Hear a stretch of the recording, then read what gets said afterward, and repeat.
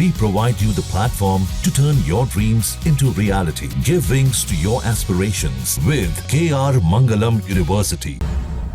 बिहार चुनाव के लिए एनडीए में सीट बंटवारे का मसला फंसता दिखाई दे रहा है। जेडीयू हमेशा की तरह बड़े भाई की भूमिका चाहती है, जबकि बीजेपी उसे छोटा भाई बनाने में आमादा है। मोदी के हनुमान चिराग पासवान भी अपनी पार्टी के लिए सम्मानजनक हिस्सेदारी लेने पर अड़े हैं। बहरहाल बातचीत जारी है।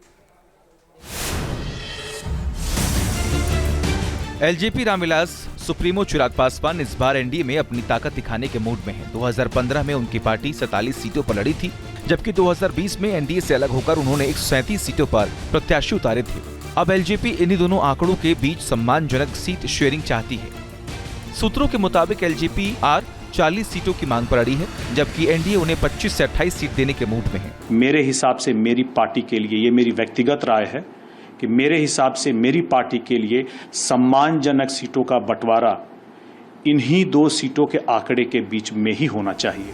वहीं जेडीयू और बीजेपी के बीच भी सीट बंटवारे पर खींचतान है।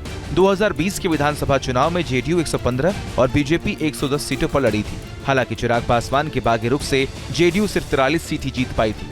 फिर भी नीतीश कुमार एनडीए की तरफ से सीएम बने। जेडीयू अब भी बड़े भाई का रोल चाहती है, हालांकि बीजेपी अपने लिए अधिक सीट चाहती है।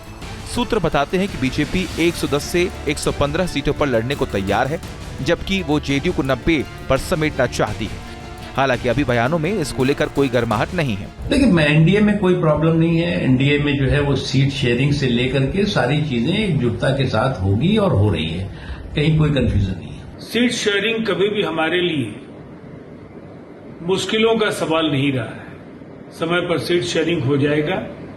किस पार्टी के खाते में कौन सी सीट जानी है वो आप सबको समय आने पर पता चल जाएगा। बीजेपी की उलझन ये है कि उससे जीतन राम मांझी और उपेंद्र कुशवाहा जैसे सहयोगियों के लिए भी 16 से 18 सीटें निकालनी होंगी। ऐसे में बीजेपी सभी दलों से बात कर रही है। माना ये जा रहा है कि आखिरी फैसला अमित शाह के हस्तक्षेप से ही निकलेगा। दिल्ली से विकास चंद्र, टीम न्यूज नेशन। जहाँ भक्ति है हर शब्द में, कथाओं में छुपे हैं दिव्य रहस्य और ज्योतिष देता है जीवन को दिशा। धर्म से जुड़ी हर बातों को जानने के लिए हमारे चैनल स्तुति को सब्सक्राइब करें। चैनल पर जाने के लिए इस लिंक पर क्लिक करें।